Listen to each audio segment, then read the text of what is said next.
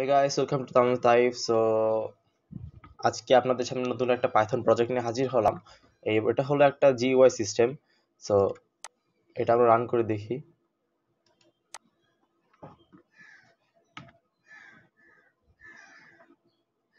এই employ payroll management সিস্টেমের যে ব্যাকএন্ডে ইউজ করা হয়েছে পাইথন অ্যান্ড ফ্রন্ট এন্ডে আমরা ইউজ করছি টিকে ইন্টার। এটা ফ্রম টিকে ইন্টার ইম্পোর্ট আপনারা দেখতে পাচ্ছেন। অ্যান্ড এটা হলো mainly management payroll system. So এটা একটু কনসেপ্ট দিই। এটা হলো মেইনলি যেই আমাদের যেই বিভিন্ন শপ থাকে বা আমাদের যেই শপগুলো থাকে, যেখানে ফ্যাক্টরি থাকে, সেখানে যে এমপ্লয়িরা কাজ করে তাদের যে ডিটেইলসটা থাকে, যেমন এখানে আমরা আমরা তাদের ডিটেইলস এখানে ইম্পোর্ট করব।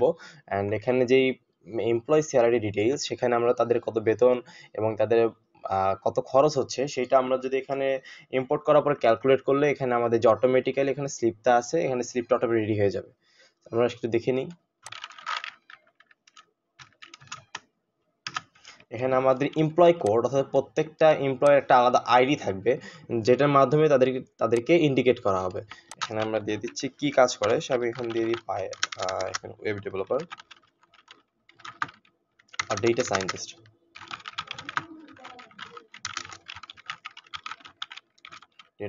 এখানে আমি নেম দিয়ে দিচ্ছি।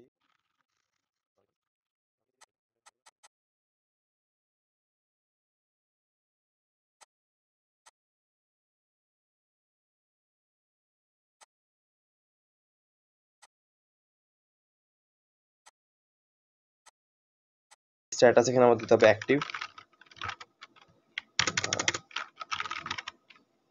মান্থ। এখানে এখন এমপ্লয়ি স্যালারি সম্পর্কে দিতে হবে। এমপ্লয়ি স্যালারিটা হবে কি, যে এখানে এমপ্লয়ি স্যালারির যে ডিটেলস সেটা আমাদের রাখতে হবে। এখানে আমাদের এখন মাস এপ্রিল, সো আমি এখানে এপ্রিল দিলাম।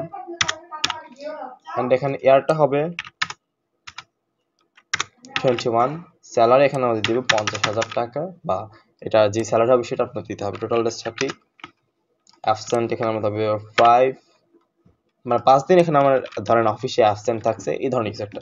এখানে মেডিকেল দিলাম 500 টাকা, এন্ড এখানে পিএফ দিলাম 500, এখানে কলমেজ দিলাম। আমি এটা এমনি দিচ্ছি, মানে নিজের মতো করে দিচ্ছি। এখন নেট স্যালারিটা আপনাদের দিতে হবে না, এখানে ক্যালকুলেট দিলেই all fill should be record আছে। এখানে কন্ট্যাক্ট নাম্বারটা দেওয়া হয়নি,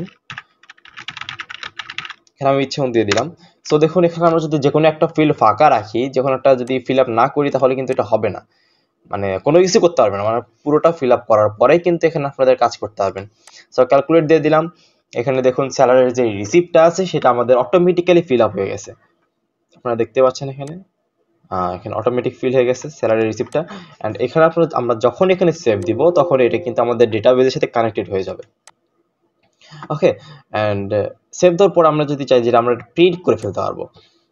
এটা প্রিন্ট করার জন্য আমরা কি করবো, এটা অটোমেটিক্যালি এরকমই সেভ হয়ে আসবে। যেমন দেখুন, প্রত্যেকটা মিলায় দেখুন, প্রত্যেকটা কিন্তু ঠিকঠাক ভাবে এই কাজ করছে। এখানে আমাদের total days, present, absent, convince, medical and PF, gross product payment, তারপর নেট স্যালারি, প্রত্যেকটা কিন্তু ঠিকঠাক কাজ করছে। এবং এখানে লাস্টে একটা নোট দেওয়া আছে, this is computer generated slip, not required and signature.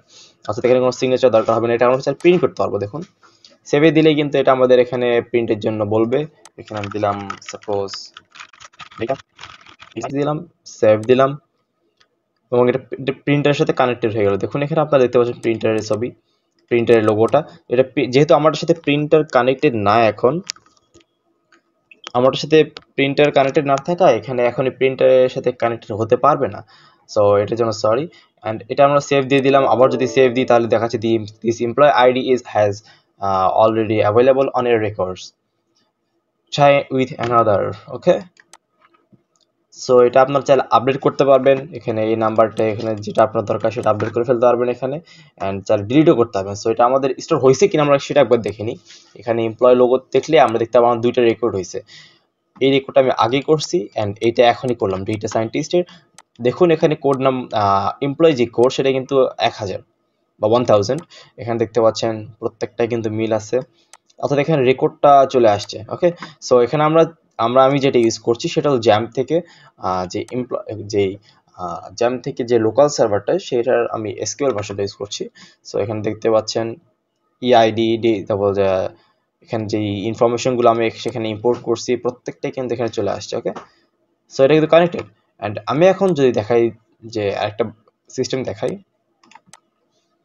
এখানে আমি সাপোজ ক্লিয়ার দিয়ে দিলাম, ক্লিয়ার দিলে প্রত্যেকটা ফিল্ড ফাঁকা হয়ে যাবে এবং আমি নতুন করে আবার ইম্পোর্ট করে ফেলতে পারবো। সো এটা ফ্যাক্ট না। এখানে আমি কত দিয়েছিলাম 1000, এখানে সার্চ করলেই চলে আসবে, খুব সুন্দরভাবে চলে আসলো। এখানে স্ক্রিপ্ট আর রিসিপ্ট, এরপর এমপ্লয়ি স্যালারি ডিটেলস, অর্থাৎ আমাদের কিন্তু এখানে বারবার খুঁজতে হবে না যে তার কত কি ছিল। এখানে আমরা জাস্ট এখান থেকে কপি করে নেব। সাপোজ এখানে 500, ওকে 500টাই আমরা দেখি, সরি, এখানে আমরা ক্লিয়ার করলাম অ্যান্ড এখানে আমরা 500 দিয়ে দিলাম, এমপ্লয় কোড 5500 দিয়ে দিলাম। এখানে দেখুন চলে আসছে রহিম পাইথন ডেভেলপার 18, প্রত্যেকটা ডিটেলস কিন্তু চলে আসছে এবং এই রিসিপ্টটা চলে আসছে। এখানে আমরা চাইলে আমরা এখন এটা প্রিন্ট করে ফেলতে পারবো, আমরা চাইলে এটা প্রিন্ট করতে হবে, যেহেতু এটা সেভ করতে হবে আমার আবার একবার দেখাই দিই আপনাদের।